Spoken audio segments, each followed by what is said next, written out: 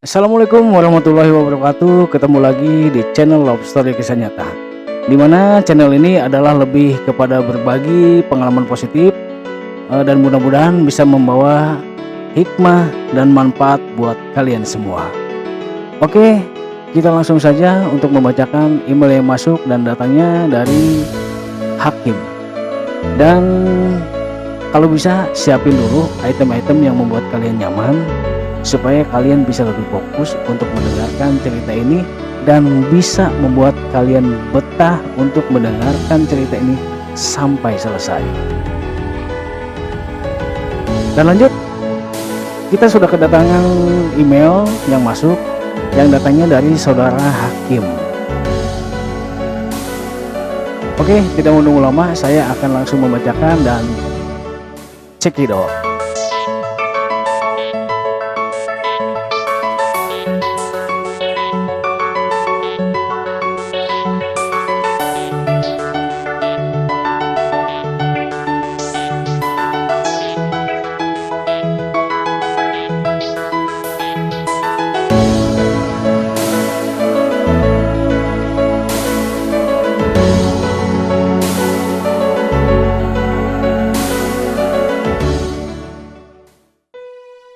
Assalamualaikum warahmatullahi wabarakatuh. Salam sejahtera buat semua kru Love Story Kisah Nyata. Semoga semua kalian dalam keadaan sehat walafiat dan tidak kurang suatu apapun. Alhamdulillah, Bang Hakim, kita di sini semua dalam keadaan sehat walafiat semuanya, dan tentunya semoga Bang Hakim juga dalam keadaan sehat walafiat. Dan tentunya kata Bang Hakim, salam hangat juga buat para penggemar Love Story Kisah Nyata. Nama saya Hakim. Saya dilahirkan dari keluarga yang penuh dengan konflik. Dari ibu saya yang sendiri saya nggak tahu asal-usulnya. Dan ayah saya adalah seorang yang bisa dibilang petarung jalanan atau pembisnis jalanan. Kami tinggal di sebuah kontrakan kecil, di mana lokasinya nggak jauh dengan saudara-saudara ayah. Ayah anak ke-1 dari 3 bersaudara. Ketika itu saya masih berumur 8 tahun, di mana seharusnya saya sekolah. Dan seperti anak seumuran lainnya. Tapi saya tidak sekolah, karena ibu dan ayah sibuk dengan sesuatu yang saya sendiri nggak tahu apa yang dilakukan mereka setiap hari. Ibu dan ayah selalu berangkat pagi sekali dan meninggalkan saya sendirian di kontrakan.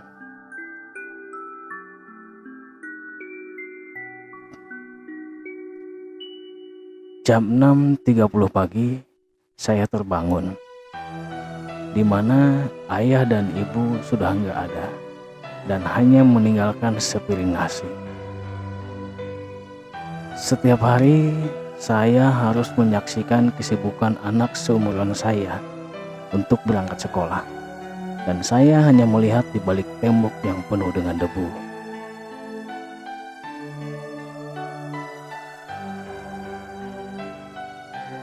Waktu itu saya merasa seperti ada yang salah dengan kehidupan ini. Kenapa saya nggak seperti mereka, ceria, bahagia ketika berangkat sekolah? Berbagai pemandangan menghiasi keberangkatan mereka, dari yang mulai ketawa, bercanda, sambil memegang jajanan kecil yang sesekali dijilat. Dan saya berharap mereka supaya cepat pulang dan bermain dengan saya. Sambil menunggu mereka, terkadang saya main ke rumah nenek, yang rumahnya memang tak jauh dari kontrakan rumah saya tinggal. Ayah dan ibu adalah salah satu anak yang hubungannya sama sekali tidak direstui oleh orang tuanya. Karena ibu saya yang asal-usulnya nggak jelas, sehingga kehadiran saya di keluarga itu seperti tidak diharapkan. Bahkan nenek dan paman-paman saya seperti tidak menyukai saya. Seringkali saya menahan lapar karena tidak makan dan harus menunggu ibu pulang.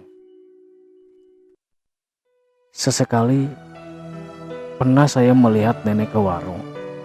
Di balik tembok yang berdebu, saya sangat berharap nenek memanggil saya dan ditawari untuk jajan. Tapi tidak untuk saat itu. Saya hanya terduduk diam melihat nenek. Tak apalah. Kepulangan teman-teman sekolah adalah waktu yang sangat saya tunggu. Dan bermain bersama mereka. Seketika kesedihan saya hilang, gak tahu kemana. Dan sesaat saya merasa seperti anak lainnya sama. Karena kebahagiaan ketika bermain. Ketawa, bercanda, dan saling kejar mengejar. Ketika kami mulai kecapean karena bermain, mereka ke warung dan membeli minuman segar. Dan saya hanya bisa menunggu mereka di atas sepotong batu yang saya duduki. Saya hanya tersenyum kecil dan kadang saya merogoh kantong. Saya berharap ada keajaiban dan tiba-tiba berisi dengan uang. Setelah mereka membeli minuman dan mulai kembali bermain dengan saya. Seperti itu setiap hari, sampai datang waktu sore, ayah dan ibu mereka memanggil untuk pulang. Satu persatu teman saya pulang, dan saya tinggal sendirian, yang entah tahu harus kemana. Pulang ke kontrakan kah? Atau ke rumah nenek? Untuk saat itu, pulang ke rumah nenek sangat tidak mungkin. Karena gak tahu sebab saya, nenek sampai gak menyukai saya. Saya pulang ke kontrakan dan seperti biasanya ayah dan ibu belum pulang. Kebetulan sepiring nasi dan hanya sepiring nasi, tidak ada lauk pauknya, masih tersisa dan langsung saya makan. Seperti itu setiap hari sampai saya tertidur pulas. Di tengah malam saya terbangun dan mendapati ayah dan ibu sudah tertidur di ruang tengah. Saya melihat wajah lelah ibu dan ayah. Saya mengendap-endap, menghampiri mereka dan mencium kening ayah dan ibu. Terkadang saya sampai berjam-jam melihat mereka tidur.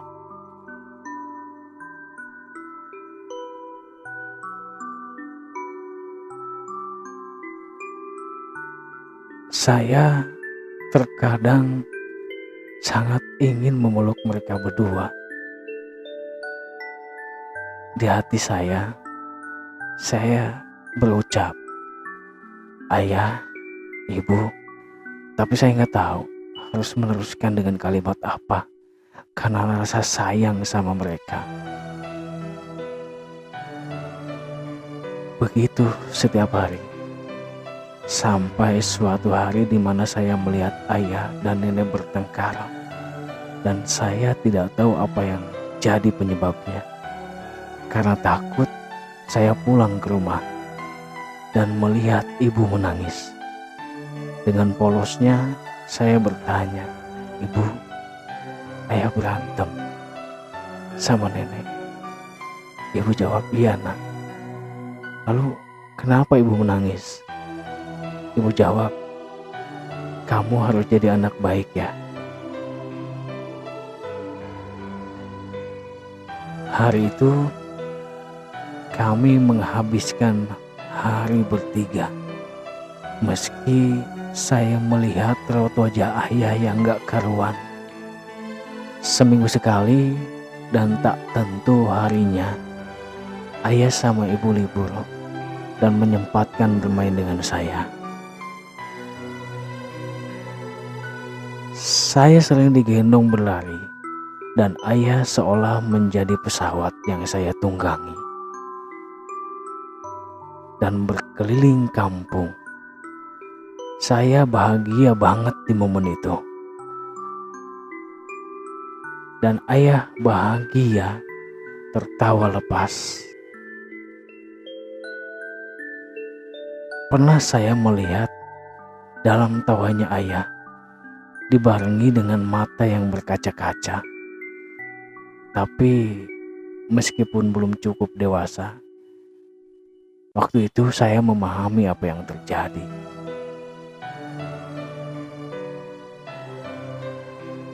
Ketika melewati kontrakan kami, ibu sudah menunggu, dan seolah ibu adalah petugas pengisian pom bensin. Dan segera ketika pesawat ayah penuh dengan bensin, ayah berangkat lagi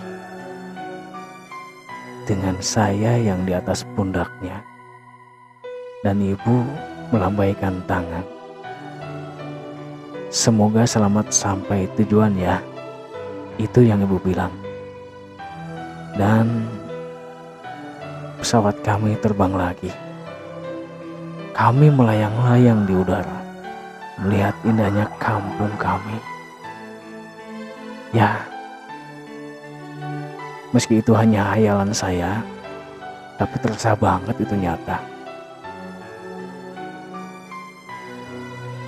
Di waktu yang cukup bermain sama ayah, kami mendarat di kontrakan. Dan ibu seperti biasa menyiapkan makanan buat kami. Kami pun bersiap untuk makan bersama, meski hanya seadanya. Sebelum makan, ayah memimpin doa. Ya seperti biasa. Tapi ada satu kalimat di mana saya masih ingat hingga sekarang. Ya Allah, kata ayah, kami tidak meminta harta banyak. Bahagiakan kami dunia akhirat, dan jadikan anak kami anak yang hebat, anak yang mampu menguasai hatinya dari nafsu-nafsu serakah. Disusul kalimat yang ditujukan ke saya. Hakim, ayah sama ibu minta maaf kalau selama ini ayah dan ibu belum bisa membahagiakan Hakim. Meski hanya seminggu sekali, kita berkumpul dalam waktu yang tidak terjadwal. Mudah-mudahan ini cukup buat Hakim.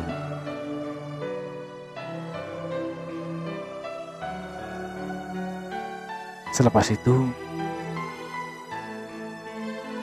kita makan.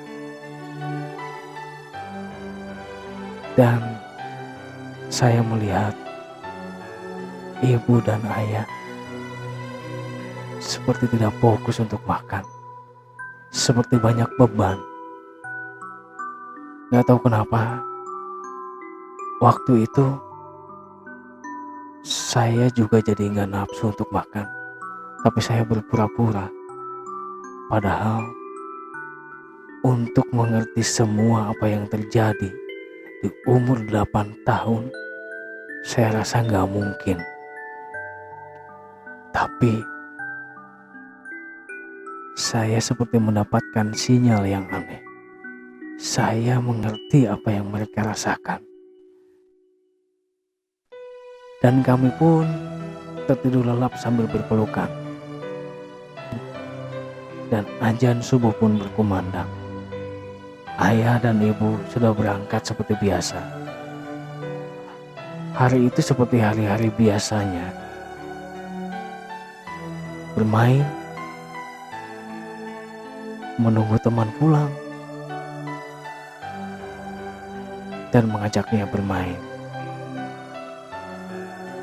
Dan kali ini saya merasa gundah, gak enak hati.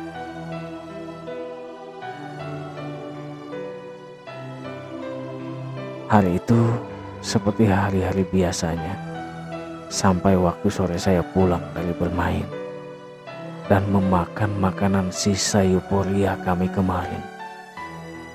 Dan kali ini saya seperti merasa gundah, gak enak hati. Tapi saya berusaha memejamkan mata. Tapi tetap saja saya tak bisa tidur. Kali ini saya ingin menunggu kepulangan ayah dan ibu. Sampai pukul 11 malam, ayah dan ibu belum juga pulang. Saya pikir mungkin sedang di jalan. Sambil duduk di ruang tengah dan melihat jam terus berdetak. Semakin malam, saya semakin khawatir. Ayah dan ibu belum juga pulang. Sesekali saya menengok keluar jendela untuk melihat dan berharap semua mereka terlihat di balik pintu dan menunggu saya membukakan pintu untuk mereka. Ya, meskipun kenyataannya pintu kontrakan kami tanpa kunci pengaman. Azan subuh pun berkumandang, tapi ayah dan ibu belum juga pulang. Dan matahari pun mulai terbit. Saya hanya menunggu ayah dan ibu pulang di depan rumah. Kali ini pemandangan keberangkatan teman-teman sekolah tidak menjadi suatu hal yang menarik buat saya. Saya lebih fokus memikirkan ayah dan ibu kenapa belum juga pulang. Sampai gak kerasa saya menangis dan memanggil ayah dan ibu.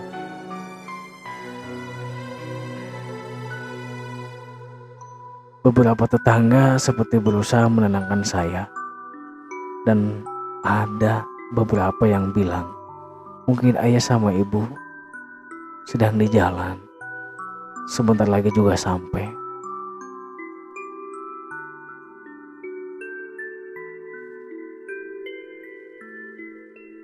Ternyata ibu tetap gak pulang sama ayah. Dan hari-hari pun berlalu, ayah dan ibu gak pulang. Saya merasakan sepertinya kalimat yang dikeluarkan ayah ketika berdoa adalah kalimat terakhir.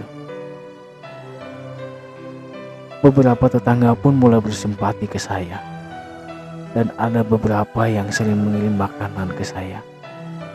Dan bahkan ada yang menyarankan saya untuk tinggal sementara dengan mereka. Dan nenek, ibu dari ayah, tidak sama sekali peduli ke saya. Dan ketidakpulangan ayah dan ibu menjadi berita yang sangat booming di kampung saya.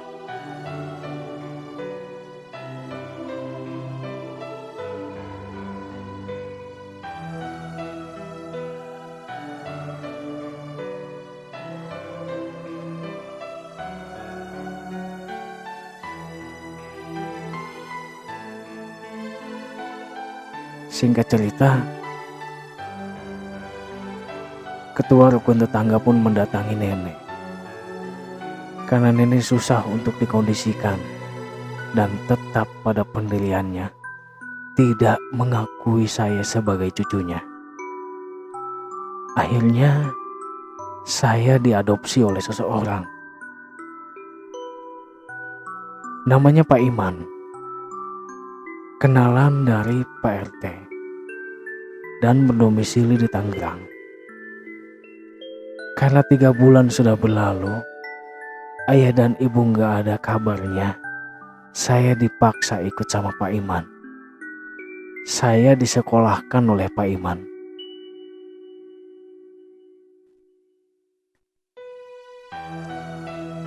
Pak Iman seperti menganggap saya adalah anak kandungnya. Pak Iman yang sehari-hari berprofesi sebagai pemilik rumah makan dan mempunyai beberapa cabang di kota itu, mulai berkata,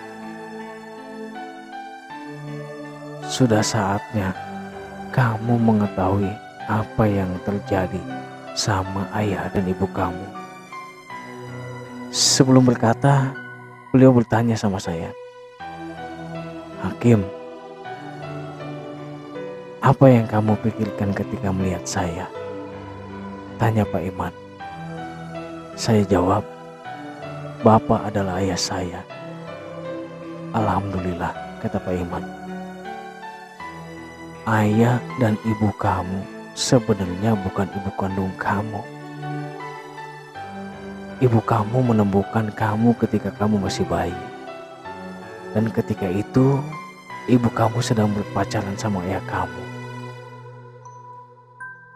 Mereka memutuskan menikah dan menganggap kamu sebagai anaknya.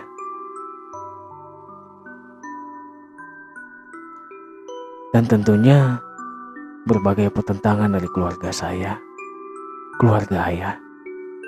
Tapi mereka tetap memutuskan untuk menikah dan merawat saya." Lalu saya bilang, "Bapak tahu kemana ayah dan ibu?"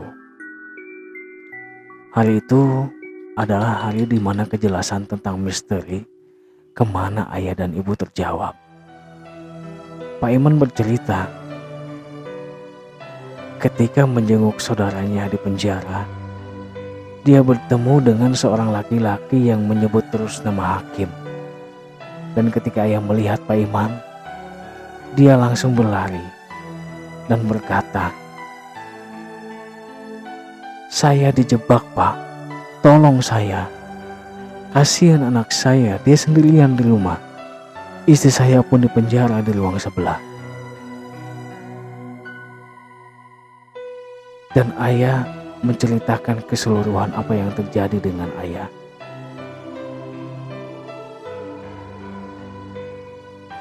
"Dan tolong rawat Hakim," ujarnya.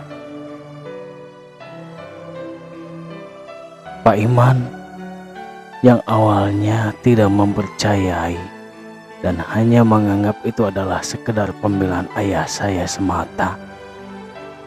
Esoknya, setelah kejadian itu, Pak Iman seperti teringat terus dengan ucapan ayah saya dan berusaha mengecek alamat yang diberikan ke Pak Iman. Dan besoknya, Pak Iman langsung menuju ke kampung halaman saya dan menemukan saya dalam keadaan menyedihkan. Pak Iman berkata bahwa ayah dan ibu saya sudah lama keluar dari penjara. "Maaf," kata Pak Iman, "orang tuamu menitipkan sepenuhnya kamu ke Bapak karena mungkin kondisi ekonominya kurang begitu baik. Dan sebenarnya ayahmu tahu kabar kamu karena selama ini Bapak diam-diam sering mengabari keadaan kamu ke ayah dan ibumu. Dan alhamdulillah, kedua orang tuamu sangat bahagia melihat kamu tumbuh dewasa dan sehat. Dan besoknya ayah dan ibu akan bersilaturahmi ke sini," katanya.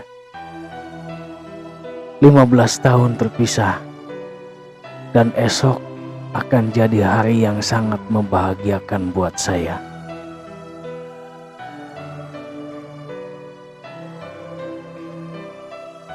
Oke, alhamdulillahirrabbilalamin. 15 tahun terpisah, Hakim mungkin sekarang sudah berkumpul dan bahagia bersama keluarganya. Dan mudah-mudahan kebahagiaan itu tidak bersifat sementara. Ya, meskipun Hakim bukan anak lahir dari ayah dan ibunya, tapi saya yakin ikatan batin akan terjalin. Dan buat Hakim, terima kasih atas ceritanya. Kami kru Love Story Kisah Nyata mengucapkan terima kasih sebanyak-banyaknya atas ceritanya. Manusia memang mempunyai takdir sendiri-sendiri, tapi saya yakin manusia tidak diciptakan untuk sendiri-sendiri. Terima kasih buat semuanya yang telah mendengarkan cerita ini sampai akhir, dan mudah-mudahan ada hikmah yang bisa dipetik dari ceritanya Bang Hakim.